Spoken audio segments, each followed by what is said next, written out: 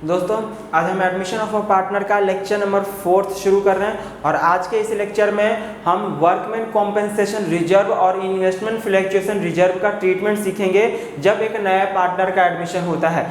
Workman compensation reserve का पहले मतलब समझते हैं, उसके बाद इन्वेस्टमेंट फ्लक्चुएशन रिजर्व का मतलब हम समझेंगे।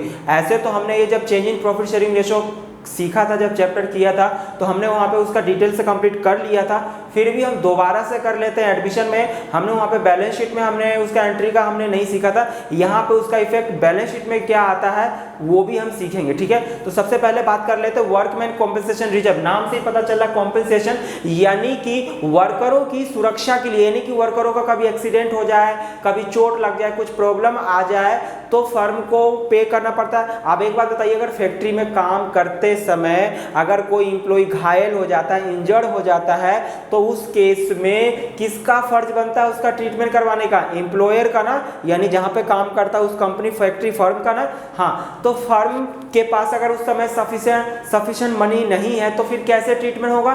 तो उसके लिए क्या करती है फर्म कि जब फर्म प्रॉफिट अर्न करती है ना, तो प्रॉफिट का कुछ पार्ट जो है वो वर्कमैन कॉम्पेंसेशन रिजर्व के नाम से एक प्रॉफिट को गुल्लक में डाल देती है। यानी कि प्रॉफिट फर्म ने कमाया, उस प्रॉफिट का पूरा प्रॉफिट को गोलगप्पे खाने से अच्छा है कि उस प्रॉफिट को क्या किया जाए, एक गुल्लक में रख दिया जाए। जब किसी इंप्लॉय को कोई जरूरत पड़े, कोई एक्सीडेंट हो जाए, चोट लग जाए, तो उस गुल्लक में से पैसा निकाल लेंगे और हम उसका ट्रीटमेंट करवा देंगे। जैसे कि आप लोगों को अगर मम्मी पापा पैसे देते हैं तो क्या करते हो कि गुल्लक में पैसा जमा करते जाते हो। अगर आपको कोई चीज खरीदना है, कभी कोई स्पेशल पर्पस पे कहीं पिकनिक कहीं जाना है, तो गुल्लक में से पैसा निकाल के ले आते हैं ना। तो ऐसे ही फर्म ने जो प्रॉफिट कमाया है उस प्रॉफिट का एक पार्ट गुल्लक में डाल देती है, उस गुल्लक का नाम है वर्कमैन कॉम्पेंसेशन रिजर्व। ठीक है, इस रिजर्व का पैसा जो है या तो इसी पर्पस के लिए काम आएगा और अगर नहीं आएगा तो फिर गोलगप्पे खा जाए तोड़ के, कमा लेना। हाँ, तो ये कब काम आएगा? जब हमने जिस पर्पस के लिए बनाया, अगर कोई इंप्लॉई को कोई एक्सीडेंट, कोई चोट लग जाए तब। ठीक है, तो हम इसका ट्रीटमेंट देख लेते हैं। नॉर्मली जो है 4 सिचुएशन होते हैं।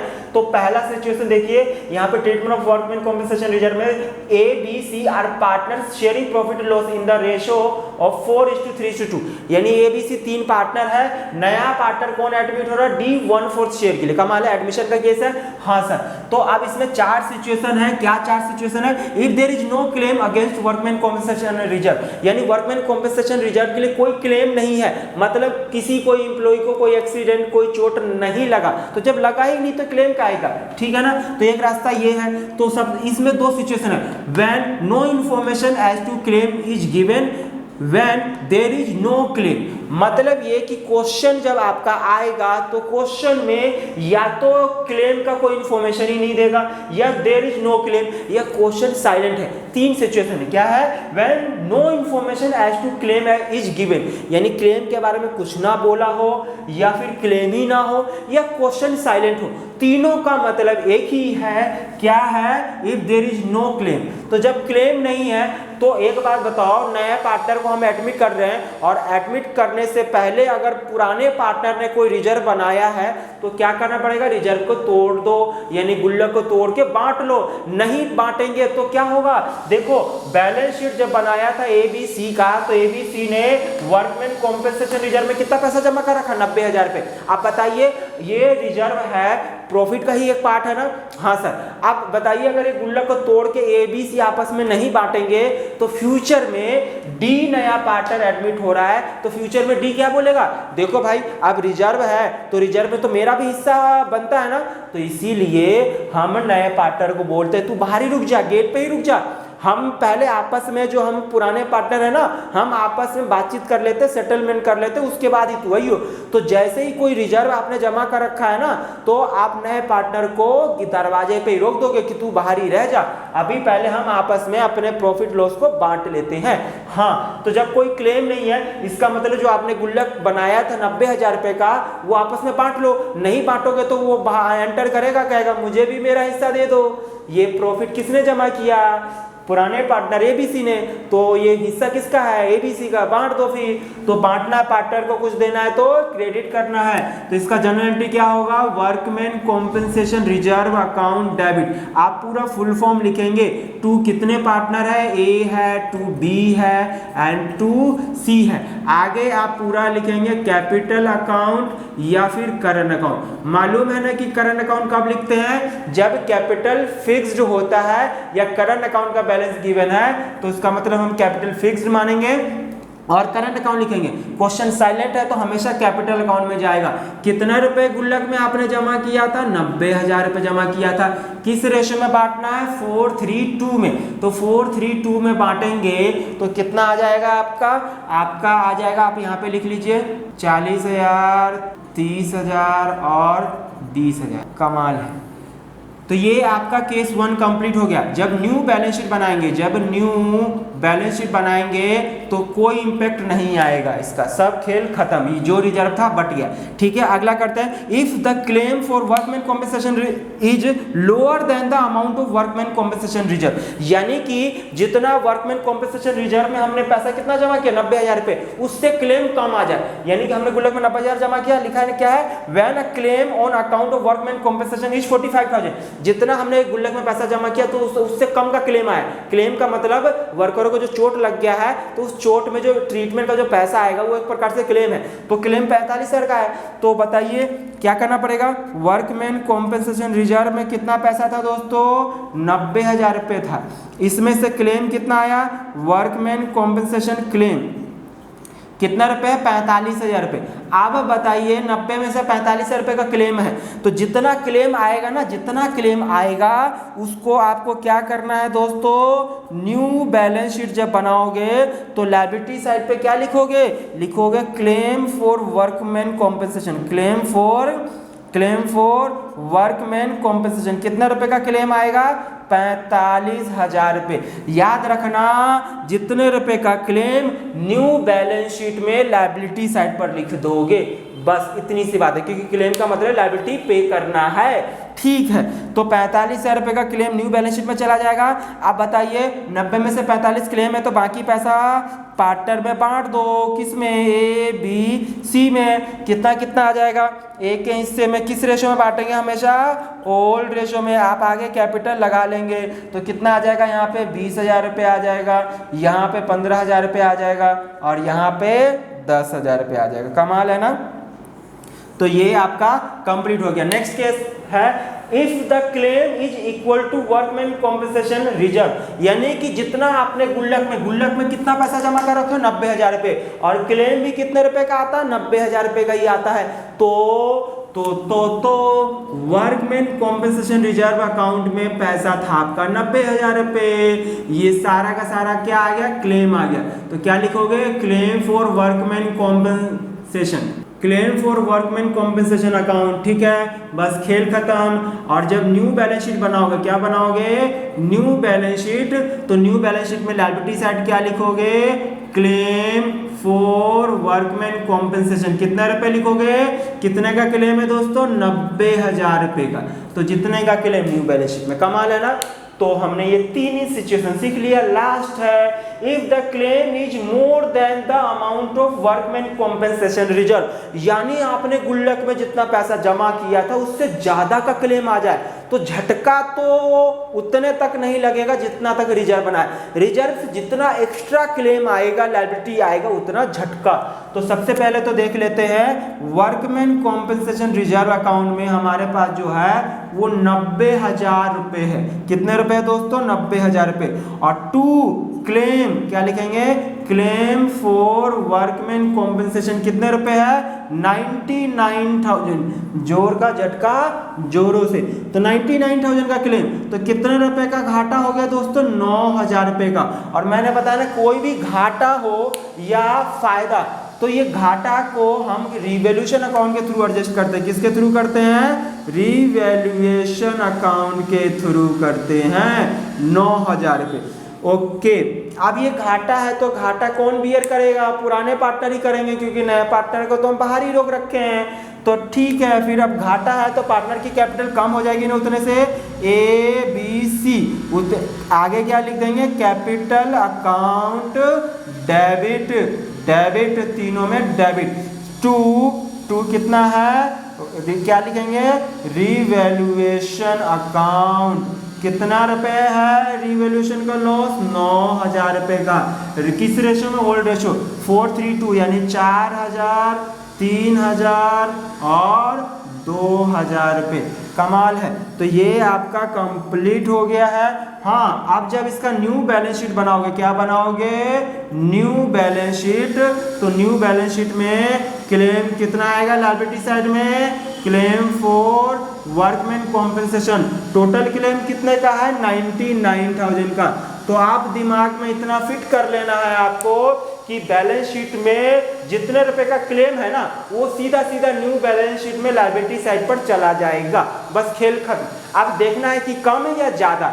अगर कम है क्लेम तो फायदा, जैसे कि यहाँ पे था। अगर बराबर है तो ना घाटा, यानी कि रिजर्व खत्म हो गया क्लेम को कैंसिल करने में, ठीक है ना। तो बैलेंस शीट में लायबिलिटी साइड, यानी यहाँ पुराने बैलेंस शीट के में जो था रिजर्व, वो रिजर्व कट के नया नाम से आ जाएगा, उसका नाम बदल जाएगा। क्या हो जाएगा? Claim for workman compensation. पहले नाम क्या था? वर्कमैन कॉम्पेंसेशन रिजर्व, और जब उतने का ही लायबिलिटी हो तो क्या आ जाएगा? Claim for workman compensation. कमाल है। तो ये हमने 4 सिचुएशन कर लिया है अलग अलग। अगर क्वेश्चन साइलेंट है तो ये पहले वाला केस में आ जाएगा। पूरा का पूरा रिजर्व को पार्टनर्स में बांट देना है। कमाल है। तो आप इसको नोट कर लीजिए। इसके बाद हम बात करते हैं इन्वेस्टमेंट फ्लक्चुएशन फंड या फिर रिजर्व की। चलिए अब हम शुरू करते हैं इन्वेस्टमेंट फ्लक्चुएशन रिजर्व का treatment of investment fluctuation reserve. क्या होता है ये? जैसे हमने वर्कमैन कॉम्पेंसेशन रिजर्व की हमने बात किया, वैसे ही सेम टू सेम ये भी होता है, बट इसका रीजन कुछ और है। क्या रीजन है? इन्वेस्टमेंट का नाम आपने सुने हैं। हम किसी कंपनी में कहीं इन्वेस्टमेंट करते हैं, जैसे आप शेयर मार्केट का नाम आज के डेट में तो सबसे ज़्यादा सुने होंगे कि हमने इस कंपनी का शेयर खरीद लिया। तो हमने किसी दूसरे कंपनी का शेयर खरीद लेना एक प्रकार से मेरा इन्वेस्टमेंट है, ठीक है। तो अब इन्वेस्टमेंट मैंने कहीं पे किया है, तो इन्वेस्टमेंट अगर आज मैंने 1 लाख रुपए का शेयर खरीदा, तो क्या हमेशा 1 लाख रुपए? हमें हर दिन हर मिनट शेयर की वैल्यू अप डाउन होता रहता है ना, कम ज़्यादा होता रहता है ना। तो इसके लिए क्या करना पड़ता है कि अगर फ्यूचर में अगर इन्वेस्टमेंट की वैल्यू कम हो जाए, मैंने 1 लाख रुपए इन्वेस्टमेंट किया और किसी वजह से, कोई भी इन्वेस्टमेंट किस पर्पज से करता है? ताकि प्रॉफिट अर्न कर सके, उससे ज़्यादा से ज़्यादा प्रॉफिट कमा सके। ये तो कभी नहीं सोच चाहेगा कि भाई मैंने 1 लाख रुपए इन्वेस्ट किया है तो ये 10 साल बाद या 1 साल बाद जो है उसकी वैल्यू 80,000 रुपये रह जाए। ऐसा क्या कोई चाहता है? नहीं। तो इसका मतलब जितना इन्वेस्टमेंट किया उससे ज़्यादा चाहता है। बट कभी कभी ऐसा होता है कि उसकी मार्केट वैल्यू कम हो जाती है तो लॉस हो जाता है। तो फ्यूचर में लॉस हो जाए, जोड़ का झटका जोरों से लगे, इसलिए फर्म जो है वो एक रिजर्व गुल्लक बनाती है। फर्म ने इस साल प्रॉफिट कमाया, ठीक है ना। सपोज इस फर्म ने 2 लाख रुपए का इन्वेस्टमेंट कर रखा है। कितना इन्वेस्टमेंट कर रखा है? 2 लाख रुपए। अब 2 लाख रुपए का इन्वेस्टमेंट कर रखा है, फर्म कहती है कि फ्यूचर में ना कुछ इसकी वैल्यू कम हो सकती है, मार्केट वैल्यू कम हो सकती है, तो झटका लगेगा।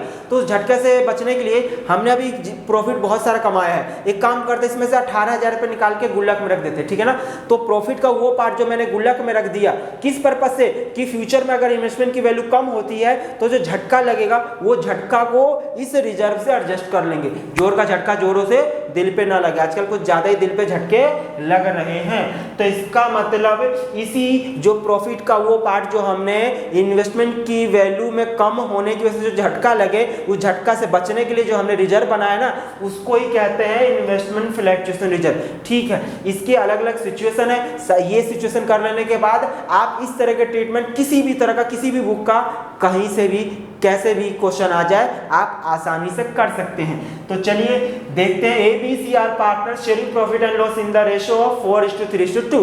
नया पार्टनर डी एडमिट हो रहा है। जब भी कोई पुराने रिजर्व की बात हो रही हो तो हम बाहर, जो नया पार्टनर है उसको हम गेट के बाहर ही रखेंगे, तू बाहर ही रह जाए। हम आपस में कर लेते हैं लेन देन, उसके बाद तो वही हो, ठीक है। तो नया पार्टनर का इसमें कोई लेना देना नहीं है, ठीक है।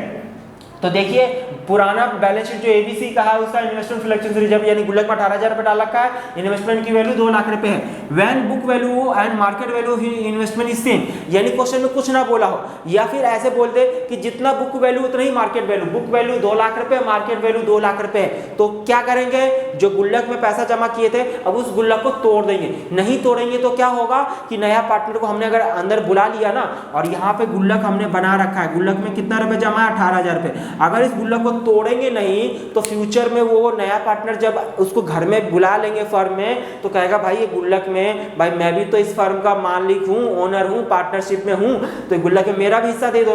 तो एक काम करते हैं, उसको बाहर ही रहने दो, उसको बाहर से अंदर आने से पहले गुल्लक को तोड़ दो और आपस में बांट लो। कौन बांटेगा आपस में? जो पुराने पार्टनर है। ठीक है, तो तोड़ दो, झटका तो लगा नहीं ना।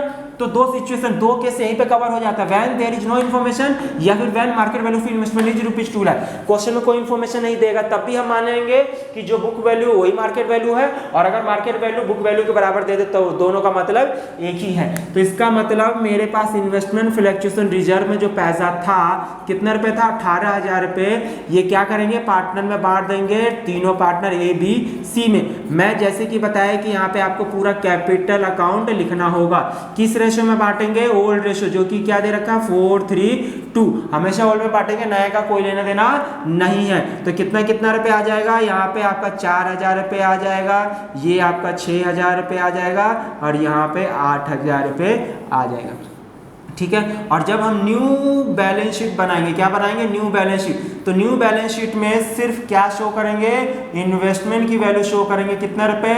जो कि ये लिखा दोनों बराबर, ये तो 2 लाख रुपए। कमाल है ना। तो ये कंप्लीट हो गया। अगला है when market value of investment is less than the book value, यानी कि जो इन्वेस्टमेंट की वैल्यू जो है ना, मार्केट वैल्यू, वो ये जो बुक वैल्यू है इससे कम हो। तो कम होने के 3 सिचुएशन है। पहला सिचुएशन क्या है? Fall in the value is less than investment fluctuation reserve, यानी कि इन्वेस्टमेंट की वैल्यू जो कम हुई है वो उतने से कम हुई है जितना आपने रिजर्व किया हो ना, उससे कम से।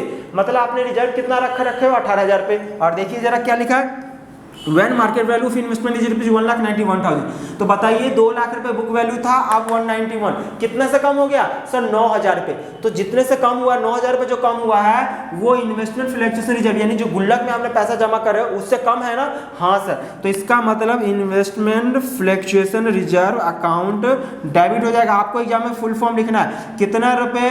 18,000 रुपए गुल्लक में है, जबकि हमारे लिए घाटा कितने का हुआ है? 2 लाख से 191। इसका मतलब इन्वेस्टमेंट की वैल्यू जितने से कम हो जाएगी उतने से इन्वेस्टमेंट को क्रेडिट कर देंगे।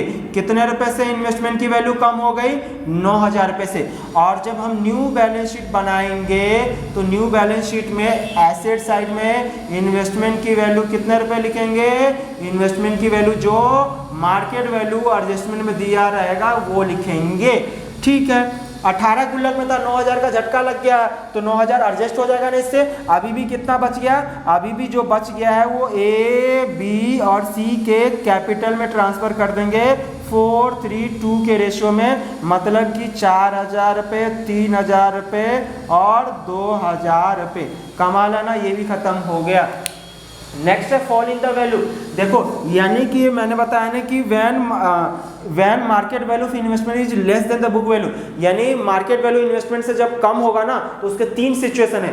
एक तो इन्वेस्टमेंट फ्लक्चुएशन रिजर्व जितना बना रखे उससे कम हुआ हो, या दूसरा सिचुएशन क्या है? Fall in the value is equal to IFR, मतलब कि 2 लाख से मार्केट वैल्यू की इन्वेस्टमेंट की मार्केट वैल्यू कितनी हो गई? 1,82,000। कितने से कम हो गया? 18,000 रुपये। यानी कि इन्वेस्टमेंट की वैल्यू जो कम हुई है ना वो उतने से ही कम हुई है जितना आपने रिजर्व बना रखा है, तो कैंसिल हो जाएगा। तो इसका मतलब यहाँ पे क्या एंट्री हो जाएगा? Investment fluctuation reserve account debit to investment की वैल्यू कितने से कम हो गई है? आपका कम हो गया है 18,000 रुपये से। तो रिजर्व खत्म, ये दोनों। तो आप पार्टनर का कोई लेना देना नहीं है क्योंकि ना घाटा ना फायदा। तो जब आप न्यू बैलेंस शीट बनाओगे तो न्यू बैलेंस शीट में बता सकते हो इन्वेस्टमेंट की वैल्यू कितना शो होगा? इन्वेस्टमेंट की वैल्यू शो होगा 1,80,000, यानी जो एडजस्टमेंट में मार्केट वैल्यू दिया रहेगा ना हम वही वैल्यू शो करेंगे। ठीक है सर। नेक्स्ट है fall in the value is more than IFR, यानी आपने जितना गुल्लक में पैसा जमा किया था ना उससे ज्यादा से इन्वेस्टमेंट की वैल्यू कम हो जाए। मतलब कि देखिए इन्वेस्टमेंट की वैल्यू 173, यानी कि 2 लाख रुपए आपका बुक वैल्यू था इन्वेस्टमेंट का कॉस्ट, अब उसकी कॉस्ट कितनी हो गई है? 173। कितने से कम हो गया? 27,000 रुपए। और आपने रिजर्व में कितना जमा किया? 18। तो जितना रिजर्व में जमा करो उससे ज्यादा से इन्वेस्टमेंट की वैल्यू कम हुआ ना। हाँ, यहाँ तो जोर का झटका जोरों से लग गया। तो क्या एंट्री होगा? Investment fluctuation reserve account debit हो जाएगा। कितना रुपए था? 18,000 रुपए टू इन्वेस्टमेंट की वैल्यू कितने से कम हो गई है? इन्वेस्टमेंट की वैल्यू सर 27,000 रुपये से कम हो गई है। इसका मतलब जब हम न्यू बैलेंस शीट बनाएंगे तो न्यू बैलेंस शीट में एसेट साइड में हम इन्वेस्टमेंट की वैल्यू कितने रुपए से शो करेंगे? 1,73,000। तो 27,000 से कम, तो जो एक्स्ट्रा घाटा है उसको किसके थ्रू शो करते हैं दोस्तों? Revaluation account. कितना रुपए?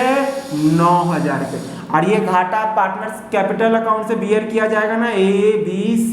आगे क्या लिखा जाएगा? Capital account. किस रेशो में? ओल्ड रेशो में।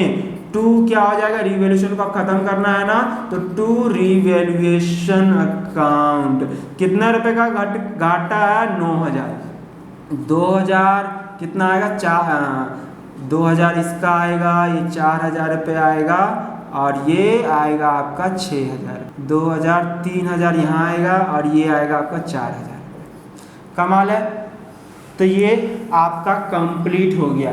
लास्ट रहता है when market value of investment is more than the book value. वो बल्ले बल्ले बल्ले बल्ले हो गया, यानी कि हम इसीलिए तो इन्वेस्टमेंट करते हैं। इन्वेस्टमेंट की वैल्यू कॉस्ट ही 2 लाख रुपए, अब वैल्यू हो गया 2,18,000। भाई 18,000 का फायदा, तो फायदा डबल फायदा है।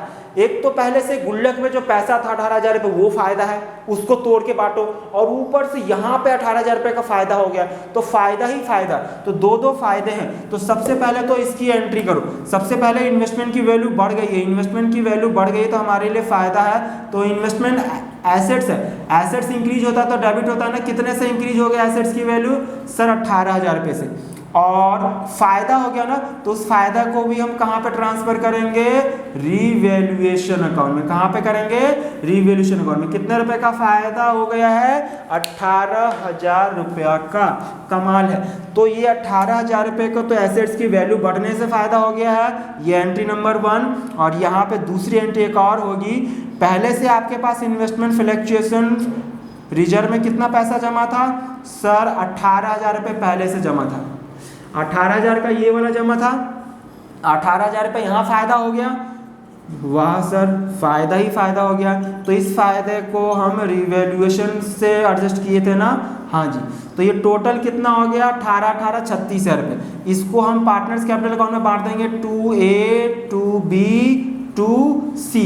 आप ऐड करके बांटें या अलग अलग करके बांटें, ठीक है ना। किस रेशो में बांटेंगे? 4:3:2 में। तो जरा आप इसको बांटिए, कितना कितना आ रहा है? 8,000 रुपये आएगा, 12,000 रुपये आएगा, और 16,000 रुपये आएगा। ठीक है, कमाल है। ये हमारा कंप्लीट हो गया। जब हम न्यू बैलेंस शीट बनाएंगे तो न्यू बैलेंस शीट में क्या होगा? एसेट साइड में लिखेंगे इन्वेस्टमेंट की वैल्यू कितना? न्यू वैल्यू है 2,18,000 रुपये। ये आपका न्यू बैलेंस शीट में चला जाएगा। तो देखिए दोस्तों, हमारा ये आसानी से कंप्लीट हो गया है इन्वेस्टमेंट फ्लक्चुएशन रिजर्व का ऑल ट्रीटमेंट। इससे अलग टफ आपके एग्जाम में नहीं आने वाला, ना आएगा, ना है ही नहीं। कमाल है। तो ये कंप्लीट हो गया दोस्तों। आज की मुलाकात हम यहीं समाप्त करते हैं। मिलते हैं अगले वीडियो में। Thank you so much.